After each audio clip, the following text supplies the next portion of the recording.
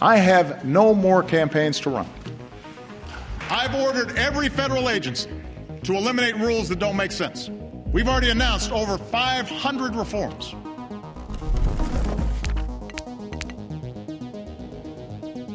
Barack Obama, once the most powerful man in the world, now faces a final decision that could change everything. After years in the spotlight, controversies, and political battles, the moment of reckoning has arrived. The verdict is in, and it's far worse than anyone could have imagined. Whispers of shocking consequences are spreading fast, leaving both supporters and critics stunned. What exactly happened, and how will this impact his legacy? Buckle up, because this revelation is sending shockwaves across the nation. Barack Obama, a legacy under scrutiny. You might be wondering, what exactly is happening with Barack Obama?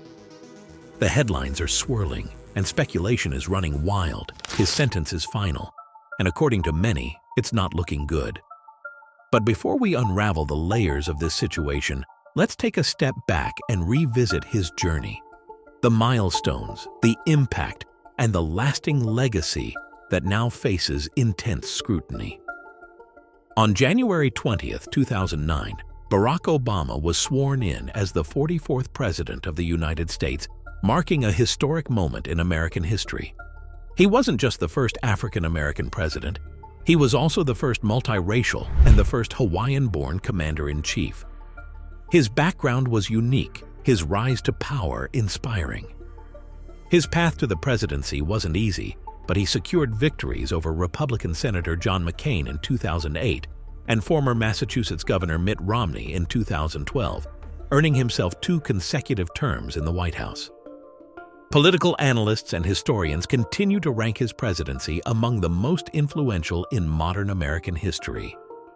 After serving for 8 years, his tenure came to an official close on January 20th, 2017, when Republican Donald Trump was sworn in as his successor.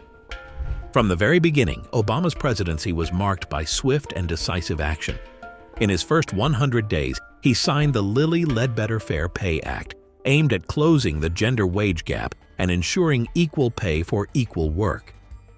Healthcare was another priority, and he took immediate steps to expand the Children's Health Insurance Program, CHIP, ensuring millions of low-income children had access to medical care. His administration worked toward broader healthcare reform, laying the groundwork for the Affordable Care Act, which would later become one of his most defining and controversial achievements. Beyond healthcare, Obama made significant moves in other areas of policy. His administration introduced new ethics guidelines to reduce the influence of lobbyists in Washington, promising a government that prioritized transparency. He was also a vocal advocate for LGBTQ rights on the international stage, supporting United Nations declarations that called for the protection of LGBTQ individuals worldwide. His stance on scientific research was equally progressive. He lifted restrictions on embryonic stem cell research, reigniting national debates on science, ethics, and medical advancements. Obama's legacy remains complex, hailed for inspiring hope, yet criticized as polarizing. His policies faced fierce opposition, executive orders sparked controversy, and foreign decisions fueled debates over his global impact. As time passed, the scrutiny only grew stronger. Every speech, every decision, and every controversy from his presidency was revisited and reanalyzed. Some saw him as a transformational leader who left an undeniable mark on American history, while others viewed his presidency as a period of missed opportunities and political battles. And now, with the news of his so-called final sentence making waves, the discussion around his legacy has taken an unexpected turn. The question now is, how will history judge him? Will the weight of his accomplishments stand tall against the rising controversies? And more importantly, how does all of this connect to the sentence that has now been deemed final? Stay tuned. Obama's meteoric rise, from local organizer to national figure. Before history delivers its verdict, let's rewind and explore how Barack Obama rose to prominence. His vision of a united and just America was clear from the start. But how could he bring real change on a larger scale? At first, he was cautious. In one interview, he admitted that he was still building his record of service and would only consider running for office when he felt he could make a bigger impact. That moment came sooner than expected. Less than 2 years later, Obama took his first step into politics, running for the Illinois State Senate. When he shared his decision, even close allies were skeptical. Running was a long shot, they told him. Why risk 2 years on what seemed like a political lottery ticket? But Obama saw beyond the odds. On January 8, 1997, he was sworn in as the state senator for Illinois' 13th district, marking the beginning of an ascent that would defy expectations. His next move, however, was not a smooth one. In 2000, he made an ambitious attempt to unseat Bobby Rush, a former Black Panther and a well-established figure in Chicago politics. The challenge was met with doubt. How could a relative newcomer take on such an entrenched opponent? The results proved the skeptics right. Obama lost by a wide margin, but instead of retreating, he regrouped. He easily secured a second term in the Illinois Senate, refining his approach and sharpening his message. Then came the moment that changed everything. In 2004, Obama delivered a speech at the Democratic National Convention that electrified the nation. He spoke not in the language of interest groups, but of unity, proclaiming, "There is not a Black America and a white America. There is the United States of America." That speech catapulted him into the national spotlight and helped him secure a U.S. Senate seat. By 2006, whispers of a presidential run grew louder. Friends urged him to strike while the iron was hot. At first, he hesitated, joking that Michelle wouldn't approve. But by 2008, hesitation was gone. His campaign, blending grassroots activism with cutting-edge digital strategies, was unlike anything seen before. His ability to mobilize communities, honed from his days as an organizer, proved invaluable. When the results came in, history had been made. A defining moment, the heartbreak that shook a presidency. One defining moment from his presidency continues to shape discussions about his legacy, an event that reignited a fierce national debate and left a lasting scar on the country. On December 14, 2012, the unthinkable happened. 20 first graders and 6 educators were brutally gunned down at Sandy Hook Elementary School in Newtown, Connecticut. The tragedy sent shockwaves across the nation, but for President Obama, it was deeply personal. "Every time I think about those kids, it gets me mad," he once said, his voice breaking. As he addressed the nation, the weight of the moment was palpable. Even those around him, staff members, journalists, and security personnel trained to remain composed, struggled to contain their emotions as he read the victims' names, honoring lives stolen far too soon. This was supposed to be the moment that changed everything. In the months that followed, Obama pushed hard for gun reform. With nearly 90% of Americans backing expanded background checks, it seemed like an easy win. Yet on April 17, 2013, the Senate rejected the bill. Standing in the Rose Garden, surrounded by the grieving Sandy Hook families, Obama didn't hold back. "This was a pretty shameful day for Washington," he said, visibly frustrated. Critics accused him of using victims' families for political gain. But he snapped back. "Are they serious? Do we really think that thousands of families shattered by gun violence don't have a right to weigh in on this issue?" His anger was raw, his disappointment unmistakable. The weight of the moment wasn't lost on him. It was a stark reminder of the limitations of his power, even as the leader of the free world. Unable to push legislation through Congress, he turned to executive orders in January 2016, announcing new gun control measures. But he knew it wasn't enough.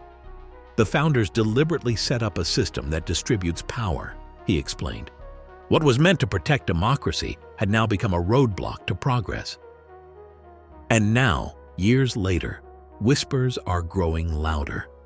Could this moment be connected to the speculation about his final sentence? Some believe his unwavering stance on gun control made powerful enemies. Others wonder if the fallout from this defining failure has come back to haunt him. The truth remains unclear, But one thing is certain: what's happening now has roots in the past, and the consequences may finally be catching up. The debt crisis and the shadow of controversy. When Barack Obama stepped into the Oval Office on January 20, 2009, the United States was battling one of the worst economic crises in modern history. The national debt stood at roughly half of the country's total annual economic output. But as the Great Recession deepened and the government scrambled to stabilize the economy, that debt surged.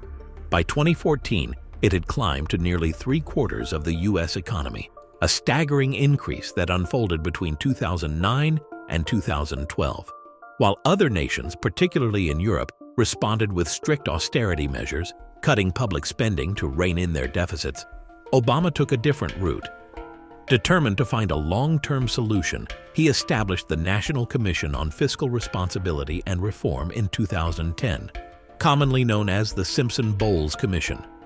Their task was daunting: propose a strategy to curb the soaring national debt without crippling economic recovery.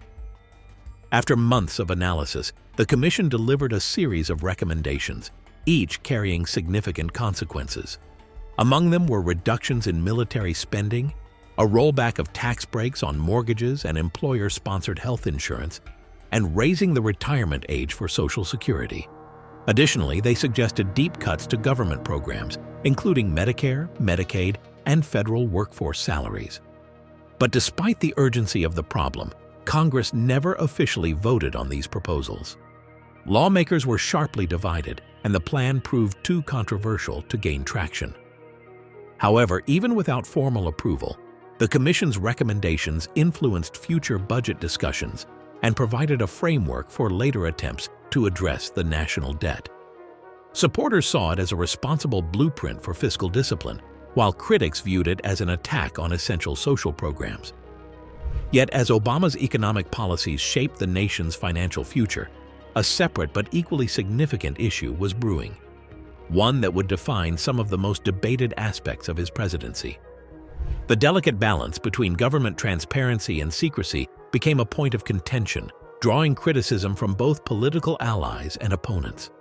While his administration emphasized openness in governance, critics argued that it selectively controlled information, revealing what served its interests while concealing other crucial decisions from public scrutiny.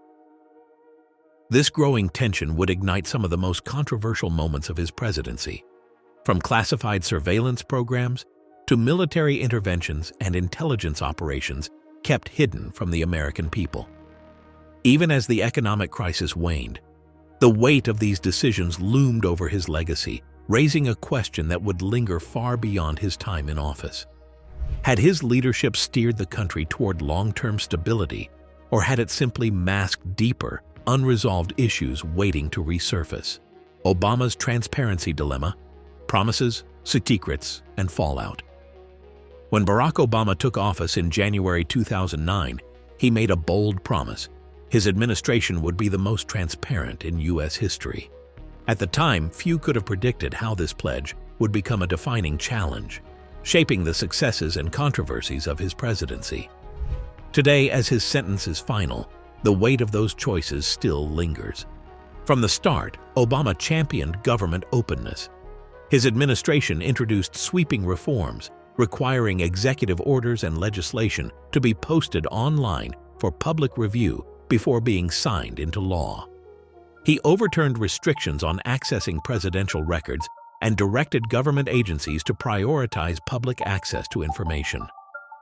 The launch of initiatives like the Open Government Directive and the Open Government Partnership aimed to foster collaboration between the government and citizens, pushing federal agencies to be more forthcoming with data. Yet, cracks in this vision appeared early.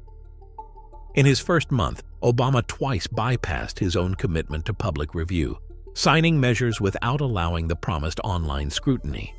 While he reduced the number of classified documents to a historic low, his administration quietly relied on secret legal memos and the state secrets privilege, loopholes that allowed it to withhold information under the guise of national security.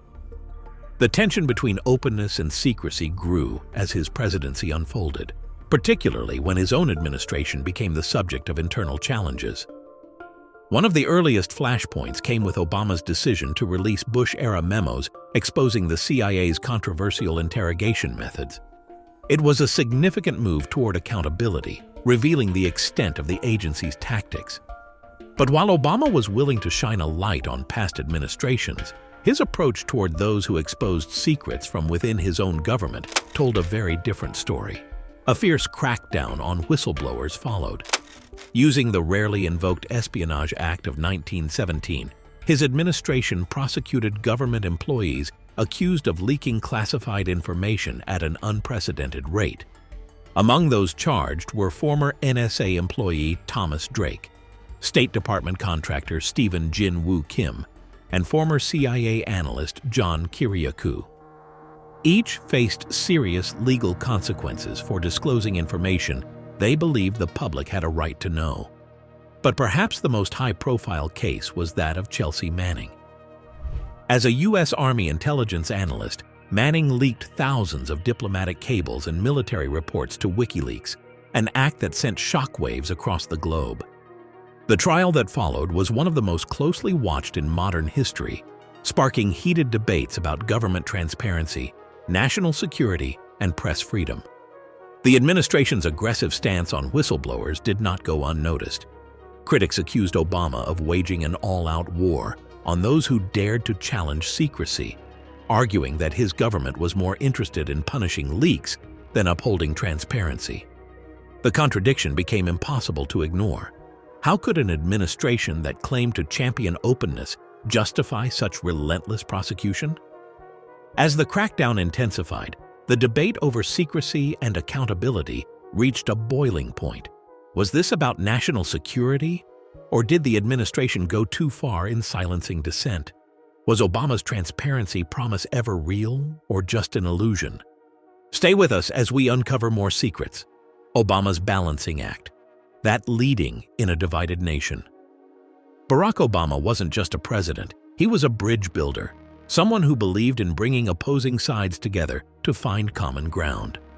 Whether it was Republicans and Democrats, corporate leaders and working-class citizens, or global allies and rivals, he approached governance with a calm, strategic mindset. His leadership style was centered on diplomacy, negotiation, and a long-term vision rather than immediate, forceful action. This approach helped him achieve major legislative victories, most notably the Affordable Care Act in 2010. By engaging in discussions, compromises, and careful maneuvering, he secured the most significant healthcare reform in decades. But his insistence on playing the long game came at a cost.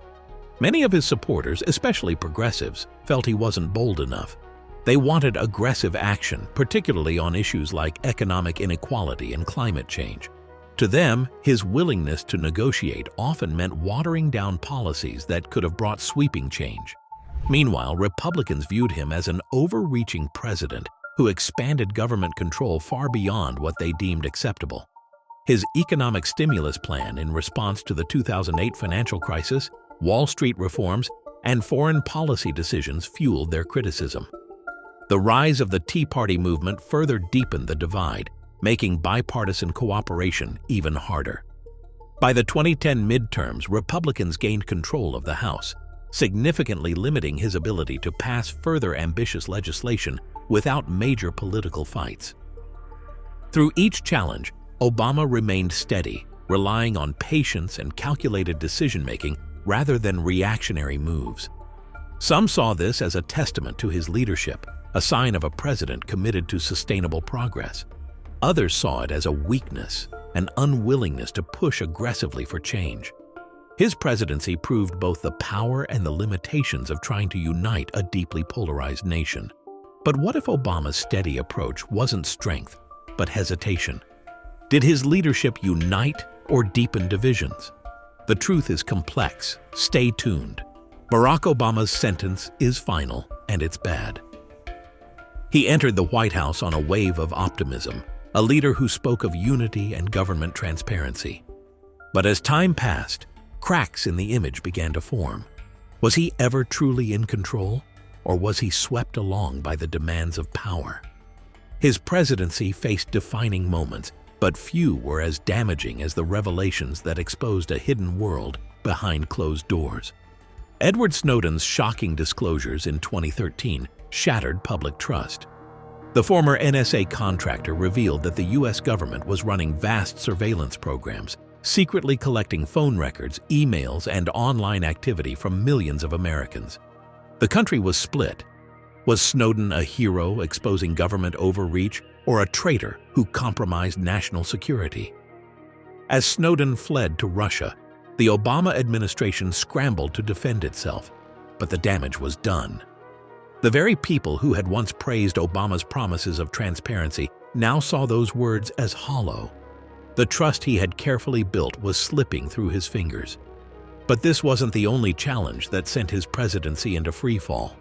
The 2010 midterms delivered a crushing defeat, fueled by frustration over the slow economic recovery and the rise of the Tea Party movement. Republicans seized control of the House, and John Boehner replaced Nancy Pelosi as Speaker.